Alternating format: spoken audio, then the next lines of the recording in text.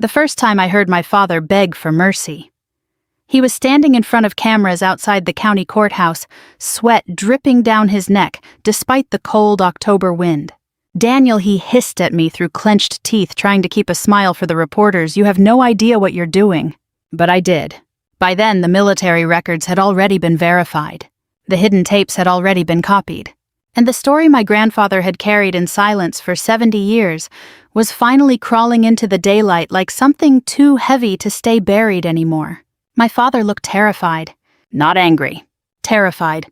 And standing there in that crowd of reporters and veterans, I suddenly remembered the last thing my grandfather ever said to me before he died. "Don't let them find it first." At the time, I thought he was confused from the morphine. Turns out, he knew exactly what he was talking about. 3 months earlier, none of this existed in my life. Back then, I was just a tired 58-year-old man driving an aging Ford pickup through western Pennsylvania every Sunday morning to visit an old Korean War veteran everyone else had forgotten. My grandfather, Walter Harper, lived in a nursing home outside Altoona. It wasn't the worst place in the world, but it wasn't far from it either. The wallpaper curled near the ceilings. The hallways smelled faintly like bleach and canned soup. Half the television sets were stuck on cable news 24 hours a day. The nurses did what they could. Most of them were kind, overworked, but kind. Still, it wasn't where a man like Walter deserved to end up. Not after the life he'd lived. The sad thing was, if you met him, you probably wouldn't have noticed anything special at all. My grandfather was quiet. Not bitter, not angry, just quiet. He wore old flannel shirts buttoned to the top. He drank weak coffee. He folded newspapers neatly after reading them. He tipped waitresses too much and never complained about anything. If somebody thanked him for his military service, he'd nod once and change the subject. That was Walter Harper, a man who spent his whole life carrying things silently. My parents, on the other hand, treated him like an inconvenience that refused to die. My father, Richard Harper, owned a successful legal consulting firm near Pittsburgh. My mother spent most of her time at charity luncheons pretending to care about people she'd never speak to twice. They lived in one of those giant stone houses where nobody actually sat in the living room. And somehow over the years they convinced themselves that Grandpa Walter embarrassed them. Maybe because he never made much money. Maybe because he still talked like a working man. Or maybe because old age reminds certain people of things they'd rather not face. Whatever the reason, they stopped visiting him years ago. At first it was excuses. Work. Travel. Bad weather. Then eventually, nothing. No calls. No birthdays. No holidays. Nothing except me. Every Sunday I made the drive. Sometimes Grandpa and I barely talked for 10 minutes straight. We'd sit by the window in the common room watching birds land near the parking lot feeder. Other times he'd tell little stories. Never war stories. Just regular things. Fishing with his brother in 1952. His first Buick. The hardware store where he worked 30 years. The way my grandmother used to hum while washing dishes. Small memories. Quiet memories. The kind that disappear forever when somebody dies. One Sunday in November, I arrived earlier than usual because rain was coming down in sheets across Route 22. I found Grandpa sitting alone near the front window wearing his brown cardigan, waiting. I knew immediately what he was doing. "He coming?" I asked gently. Grandpa kept staring toward the parking lot. He said maybe he answered. That hurt worse than if he'd sounded angry, because there was still hope in his voice. My father never came. About an hour later, one of the nurses pulled me aside while Grandpa slept in his chair. "She worries me," I said quietly.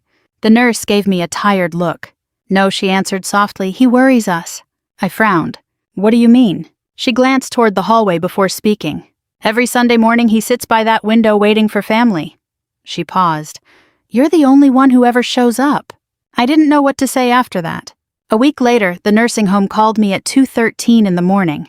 By the time I arrived, Grandpa's breathing sounded shallow and uneven. The room was dark except for a small lamp near the bed. Rain tapped softly against the window. I sat beside him for nearly 3 hours. At one point, he opened his eyes halfway. Cloudy blue. Weak. But clear enough to recognize me.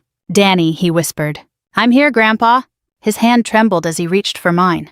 Then his fingers tightened surprisingly hard. "There's something hidden," he whispered slowly. "In the cabin." I leaned closer. "What cabin?" "The mountain cabin." His breathing rattled painfully. "Don't let them find it first." "Who?" But he never answered. A few minutes later, his breathing stopped. Just like that. No dramatic speech. No movie scene. Just silence. The nurse covered him carefully and rested her hand on my shoulder. I remember staring at the floor thinking one terrible thing over and over. Nobody should leave this world that alone. The funeral happened 3 days later. Cold gray skies, bare trees, veteran honor guard. My parents arrived 20 minutes late in a black Mercedes. My mother cried loudly when other people were watching. My father mostly checked his phone.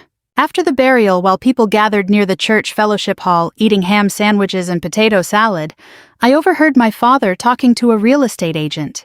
"That old cabin's probably worthless," he muttered, "but the land might still sell." Something inside me hardened when I heard that. Not rage exactly. Something colder. That evening, the lawyer handling Grandpa's estate called me aside. "There's something unusual," he said.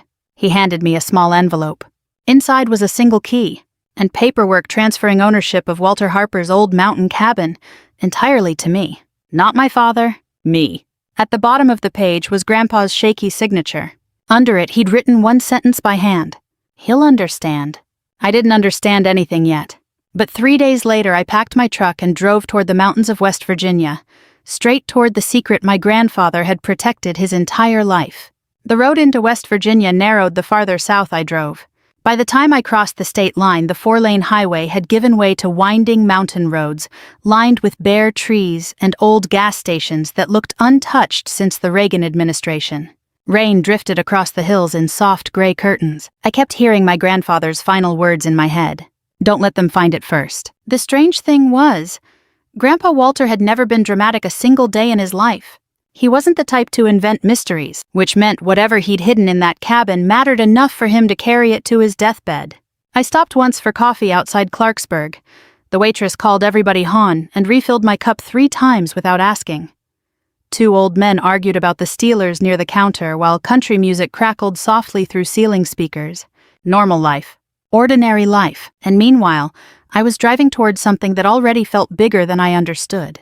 The cabin sat nearly 40 minutes off the main road, tucked deep into the mountains near an old trout stream Grandpa used to fish when I was a kid. The gravel driveway was half washed out from years of neglect. When I parked the truck, silence settled around me so completely I could hear water dripping from pine branches. The place looked smaller than I remembered. A 1-story cabin with faded green paint, a rusted tin roof, and a crooked front porch, leaning slightly to one side. One shutter hung loose beside the front window. Nobody had lived there full-time in years. Still, standing there brought back memories I hadn't thought about in decades. Summer evenings catching fireflies. My grandmother frying bacon in the tiny kitchen.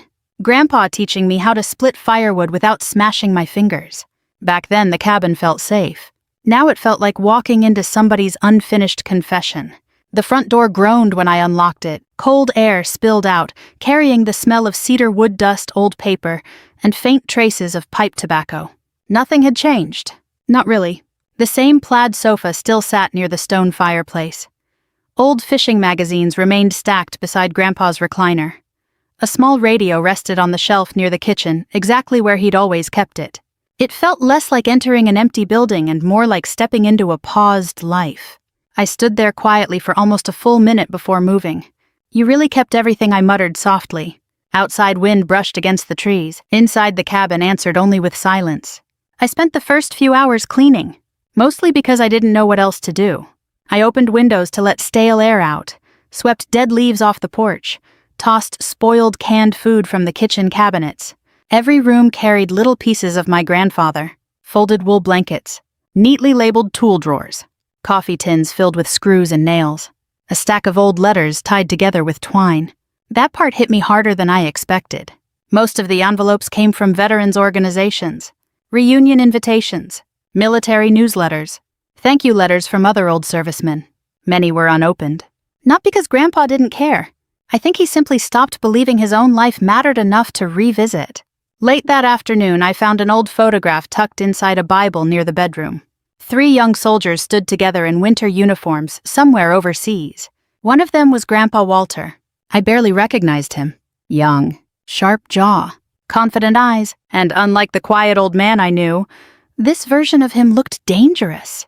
On the back, somebody had written in faded ink, "Chosin Reservoir 1951. Underneath that, "Not all heroes came home." I stared at the photograph a long time. Growing up, my grandfather never talked about Korea. Not once.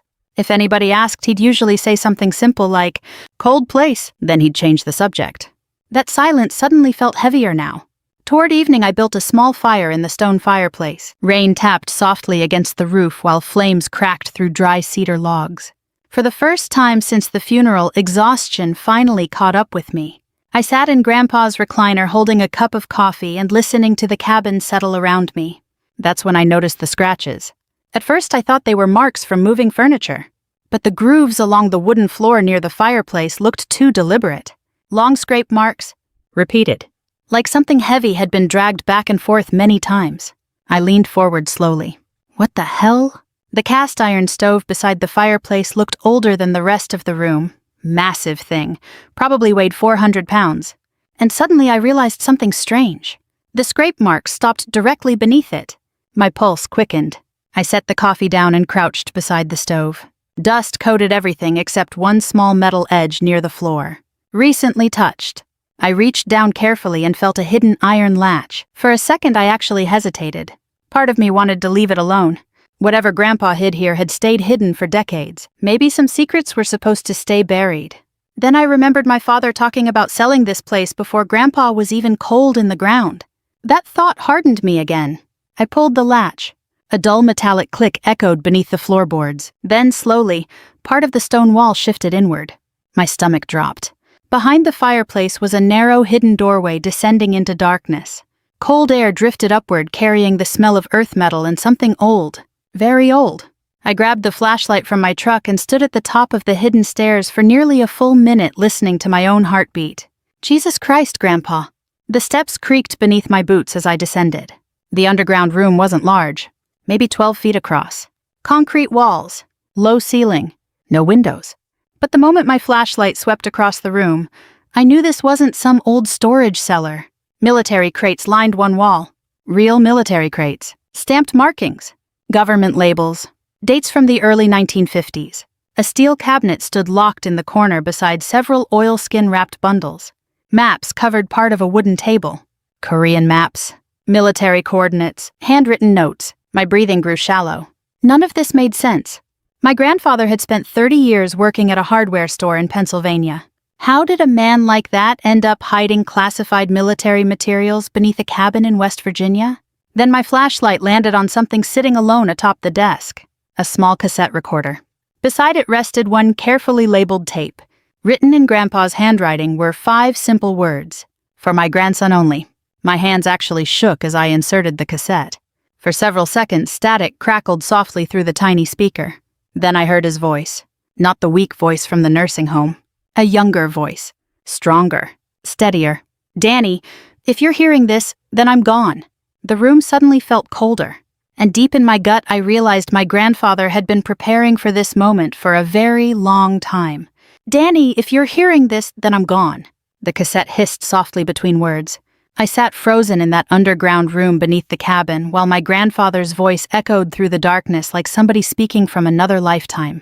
Outside wind rattled branches against the roof overhead. "I suppose that means Richard didn't come," Grandpa continued quietly. He let out a tired little breath that almost sounded like a laugh. "No, I don't imagine he would." I swallowed hard. Even now after death, he still sounded more disappointed than angry. The tape clicked briefly. Then his tone changed. More serious. "What you're about to learn has been buried a very long time. Some men wanted it buried because they were ashamed. Others buried it because they were afraid." I looked around the hidden room again. Military crates, maps, government markings. Fear suddenly crept into me for the first time. Not curiosity anymore. Fear. "I never told you these things because I wanted you to have a peaceful life," Grandpa said. "But peace built on lies doesn't stay peaceful forever." The tape ended abruptly. Just like that. No explanation. No details. Only silence. I sat there staring at the cassette recorder while cold air pressed around me. Then slowly I stood and began opening the crates. Inside the first one were stacks of military folders wrapped carefully in waxed paper. Official reports. Mission summaries. Names blacked out in heavy ink. Most were stamped. Classified. Some pages had obviously been damaged by age and moisture, but enough remained readable to make my pulse race. Again and again I saw references to January 1951. Northern Korea. Emergency extraction operation. Casualty suppression. One phrase appeared repeatedly. Unauthorized recovery mission. I didn't fully understand any of it yet. But one thing became painfully clear. My grandfather had not been an ordinary infantryman. Near the back of the room stood a steel filing cabinet locked with a rusted padlock. I used an old hammer from upstairs to break it open. Inside were dozens of cassette tapes arranged neatly by date. And photographs. Dear God, the photographs. Snow-covered mountains. Young soldiers carrying wounded men through blizzards. Burned vehicles abandoned beside frozen roads. One picture showed several exhausted Marines standing near makeshift stretchers. In the center stood my grandfather, younger than I'd ever seen him, holding a rifle, eyes hollow from exhaustion. On the back, someone had written, "Hell itself froze over here." I sank into the old wooden chair beside the desk. For most of my life, Grandpa Walter had seemed almost invisible to the world. Now, pieces of another man were emerging from the dark right in front of me. A man nobody had ever told me about. I listened to another tape. This one was different. Not a private message. More like a recorded testimony. "My name is Walter Harper," Grandpa said firmly. "Corporal, United States Army. Attached temporary support detail during the Chosin operation." A long pause followed. Then, "This statement is being recorded in case the truth never reaches the families." I felt chills crawl up my arms. He began describing the winter of 1950 during the Korean War. Temperatures dropping 30 below zero. Frostbite. Starvation. Chinese forces surrounding American troops. Men freezing to death in foxholes before sunrise. I'd studied some of it in school decades earlier, but hearing it from my grandfather's own voice made it feel horrifyingly real. Then he finally described the mission. An American convoy carrying wounded soldiers had been caught during a retreat near the Chosin Reservoir. Command ordered evacuation of surviving personnel only. Too many enemy forces. Too dangerous to return. But according to Grandpa, several wounded men had been left behind alive. One of them happened to be the son of a powerful United States senator. For a moment, the tape crackled with silence. Then Grandpa spoke more quietly. Command wanted the situation buried fast. Couldn't risk word spreading that Americans were abandoned. I leaned forward. "But we knew those boys were still alive," he continued. "We heard their radio calls ourselves." My chest tightened. Grandpa explained that official orders prohibited any rescue attempt. Too risky. Too costly. Mission over. Move south. Forget the dead. But 3 soldiers refused. Walter Harper, a Marine named Frank Delaney, and another soldier called Eddie Blackburn. Against direct orders, they returned into enemy territory during a blizzard to retrieve the wounded men. Listening to it, I could almost see them. 3 exhausted young Americans dragging themselves through snow and darkness because they couldn't live with leaving others behind. Grandpa's voice shook slightly as he described reaching the trapped soldiers. "They were freezing," he whispered, barely conscious. Some crying for their mothers. I closed my eyes. For several seconds, only static played through the recorder. Then came the line that stayed with me forever. "We brought back who we could. Not all. Who we could." The rescue succeeded partially. Several wounded men survived, including the senator's son. But 2 rescuers died during extraction. Frank Delaney froze to death after giving his coat to another soldier. Eddie Blackburn was shot covering their retreat. Grandpa survived. And because he survived, he carried the weight of it the rest of his life. The tape continued. When we returned, command ordered silence, said the mission never happened, said the country needed heroes, not scandals. I clenched my jaw listening. Those men risked everything to save abandoned Americans, and instead of honor, they were erased. Another tape revealed even more. The rescued senator's son eventually became a powerful federal judge. The military buried records to protect reputations. Families of the dead rescuers were told incomplete stories. No medals, no recognition, nothing. Just silence. I suddenly understood why Grandpa spent his life so quietly. He wasn't ashamed of what he'd done. He was exhausted from carrying it alone. Hours passed without me realizing it. Rain hammered the cabin roof overhead while I sorted documents across the underground table. Then I found something that changed everything again. A sealed envelope addressed in my father's handwriting. The date was from 1998. My hands tightened opening it. Inside was a short typed letter. "Dad, if you move forward with this, people far more powerful than either of us will get involved. Let it die peacefully. You cannot help those families anymore. You will only destroy what's left of this family. Richard." I stared at the page. My father knew. Not recently. Not accidentally. He had known for decades. Suddenly, dozens of old memories shifted inside my head. The arguments between Dad and Grandpa during holidays. The years they barely spoke. The tension nobody explained.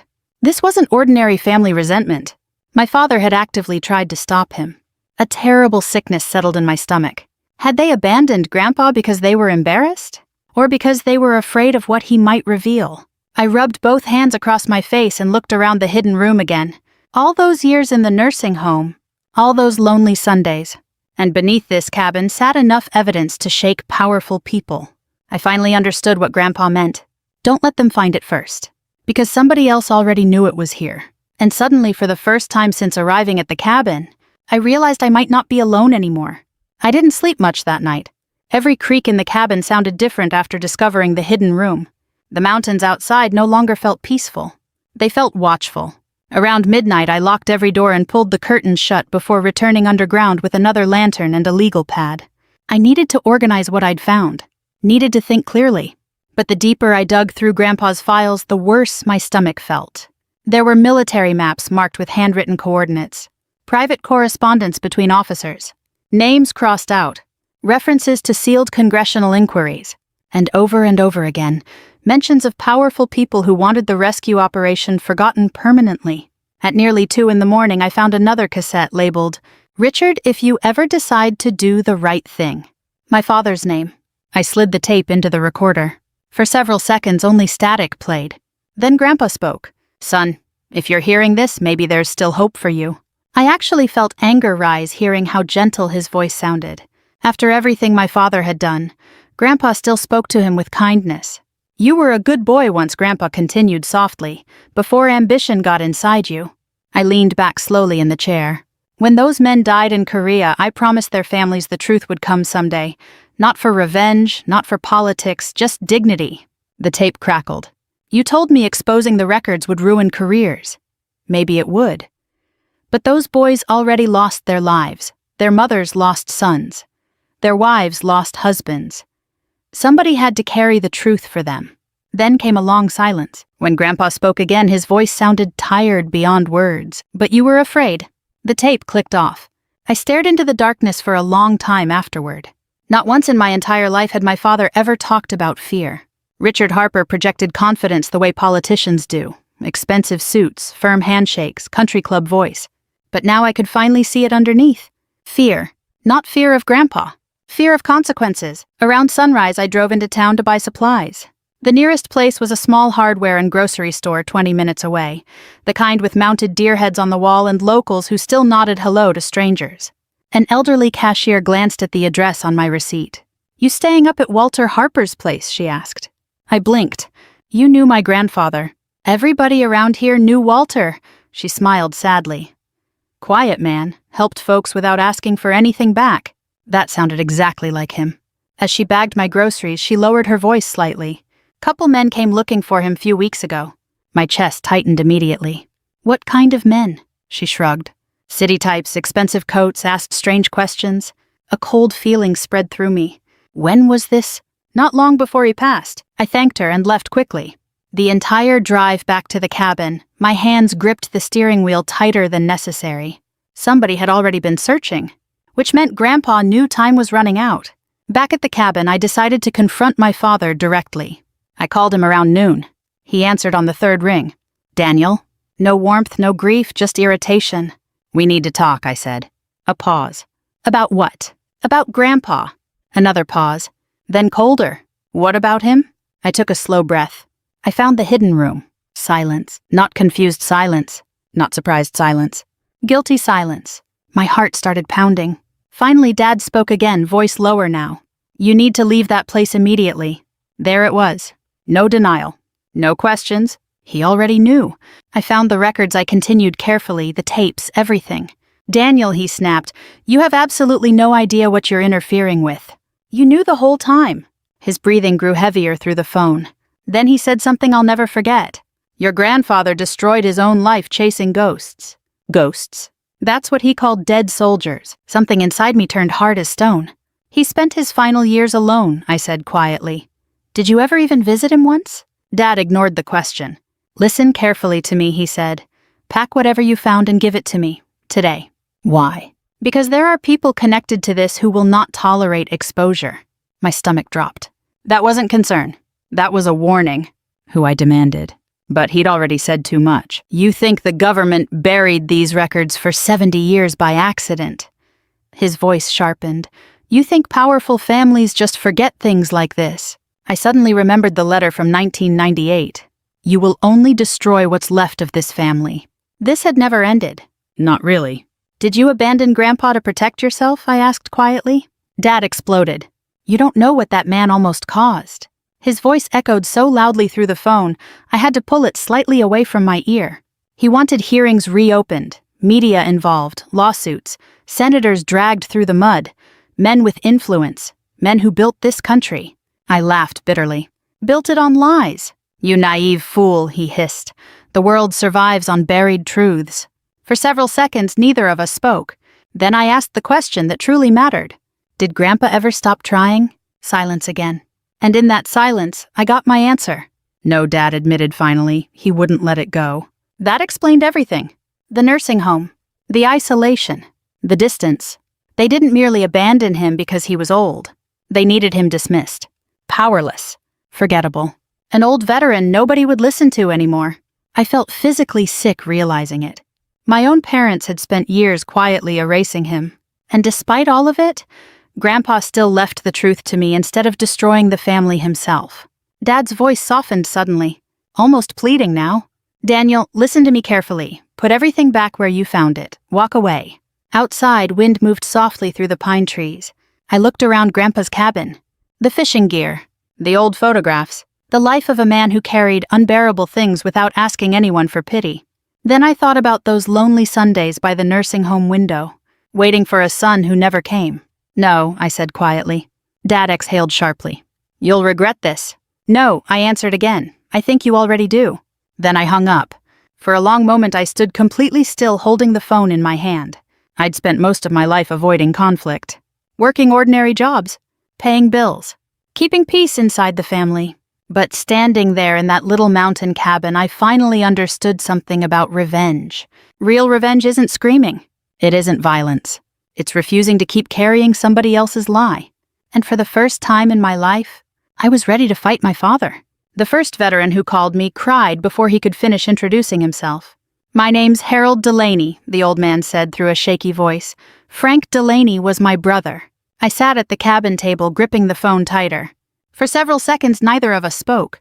Then, quietly, almost embarrassed by his own emotion, he asked, Is it true? Outside the cabin, window snow drifted softly through the mountains. Winter had finally arrived in full. I looked down at the photographs spread across Grandpa's table. Frank Delaney standing beside Walter in Korea. Young, smiling, alive. Yes, I answered softly, it's true. The old man broke down completely after that. Not loud sobbing. The kind older men do when they've spent 60 years holding something inside and finally can't anymore. My mother waited her whole life, he whispered. Whole damn life thinking Frankie died abandoned in the snow. I closed my eyes. That one sentence alone made every risk worth it. After my argument with Dad, I stopped trying to protect the family name. I contacted a military historian first, then a retired journalist from Pittsburgh who specialized in forgotten veterans' stories. At first, nobody believed me. Honestly, I couldn't blame them. An aging son claiming he discovered hidden Korean War documents beneath a mountain cabin sounded insane. But once they saw the evidence, everything changed. The historian nearly stopped breathing when I showed him the military files. These records were supposed to be sealed permanently, he muttered. The journalist asked only one question. Do you understand how big this could become? I thought about Grandpa sitting alone by the nursing home window. Yes, I answered quietly, I do. Within 2 weeks, reporters started calling constantly. Then veteran organizations. Then families. People who had spent decades believing incomplete stories suddenly realized somebody finally possessed the missing truth. And with every phone call, my anger shifted into something else. Responsibility. One snowy afternoon, I drove to Ohio to meet Harold Delaney in person. He lived alone in a small brick house filled with photographs and military memorabilia. He moved slowly with a cane, but his handshake still felt strong. The moment he saw the photograph of his brother Frank beside Grandpa Walter, tears filled his eyes immediately. "That idiot," he whispered affectionately, always trying to save everybody.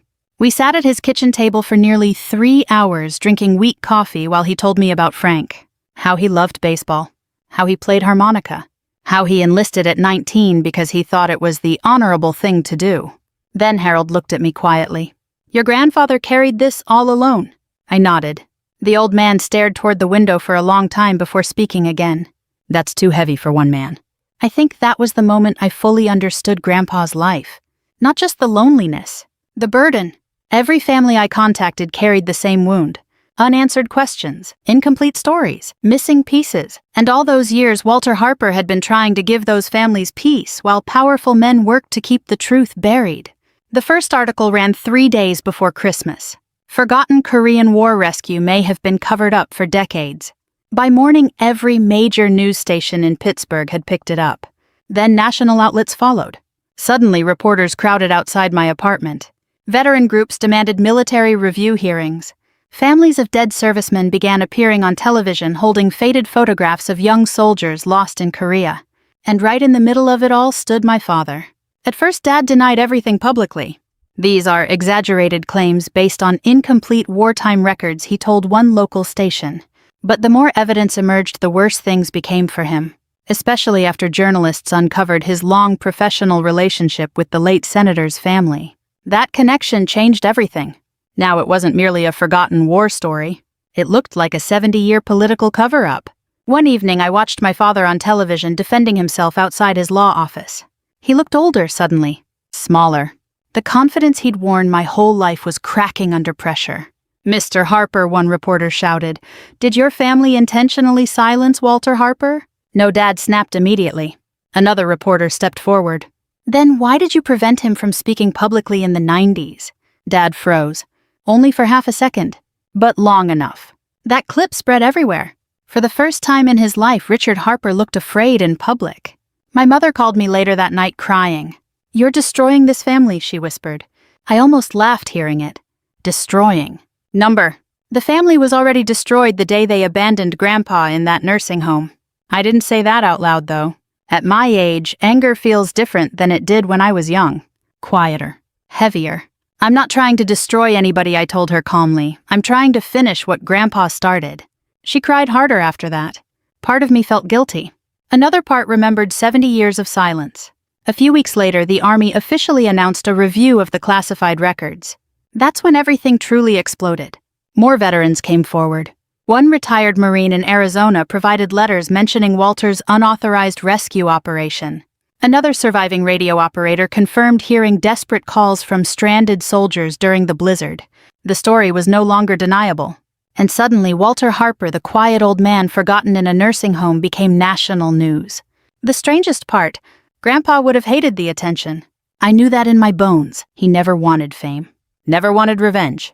He only wanted the truth carried home to the families left behind. One snowy January morning, I visited the nursing home again. Not because I had to, because I needed to. The same nurse who'd cared for Grandpa recognized me immediately.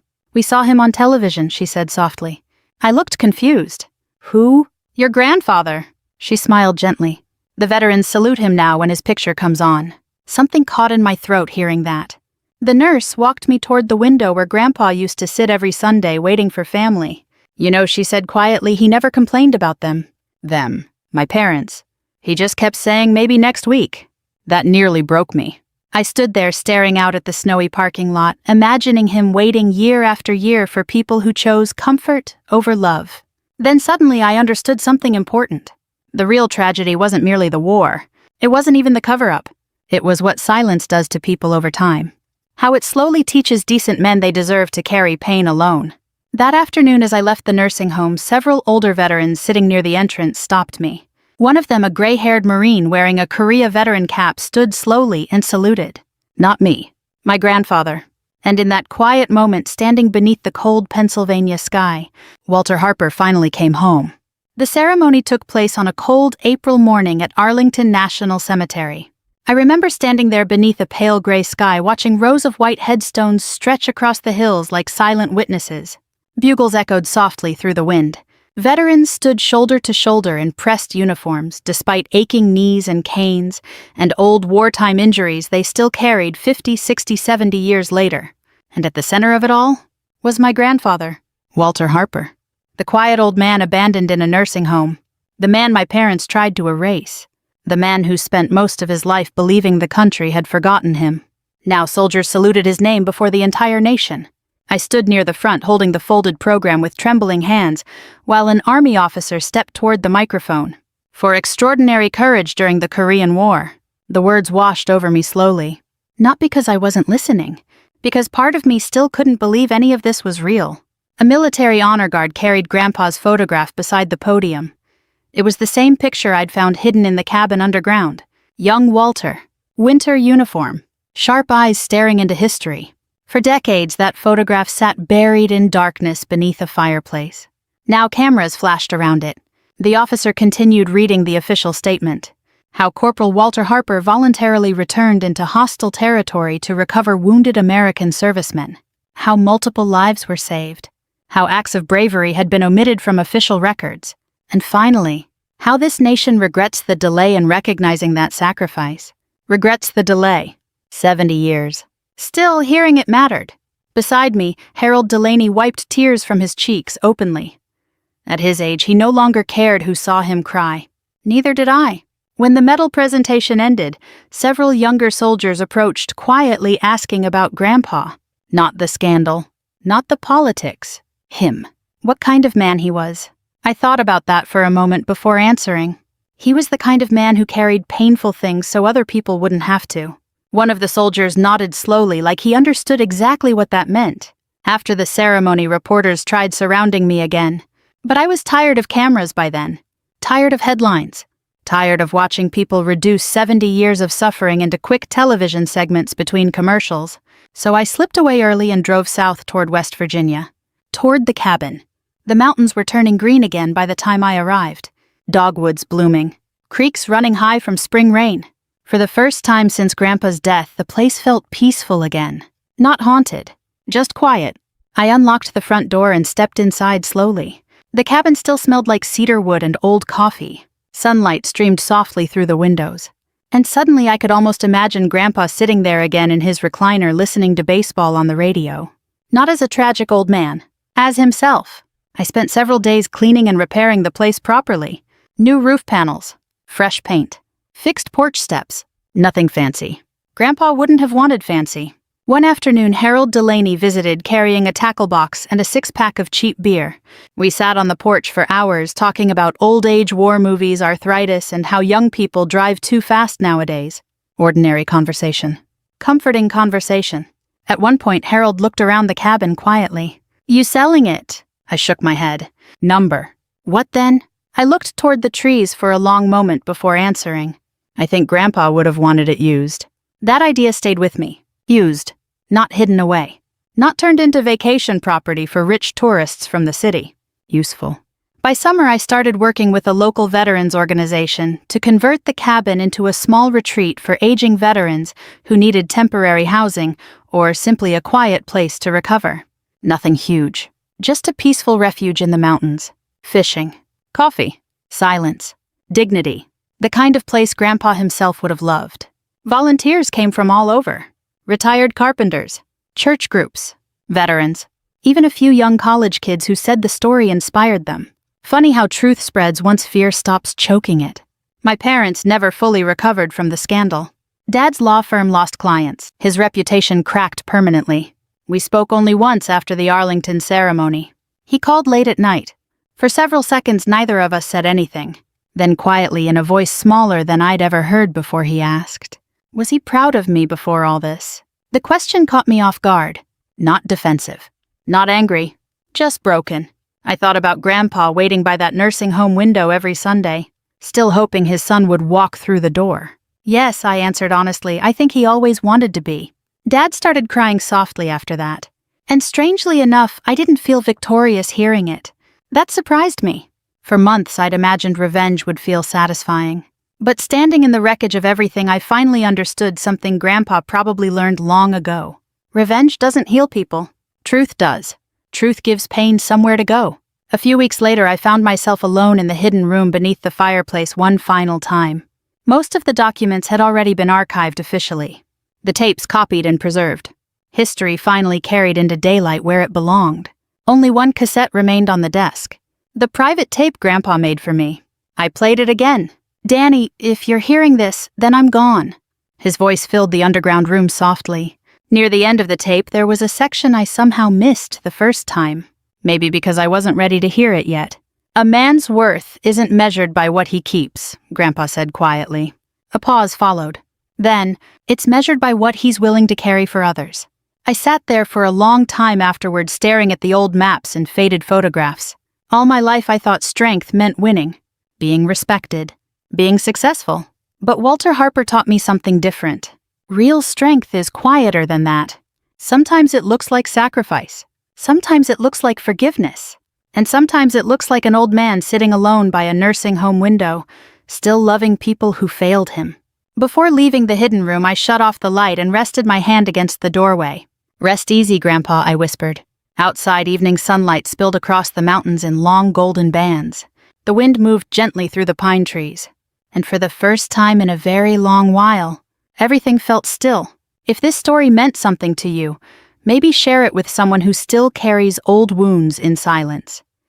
And if there's someone you've been meaning to call, forgive, or simply sit beside for a while, don't wait too long. Sometimes the people who say the least are carrying the most.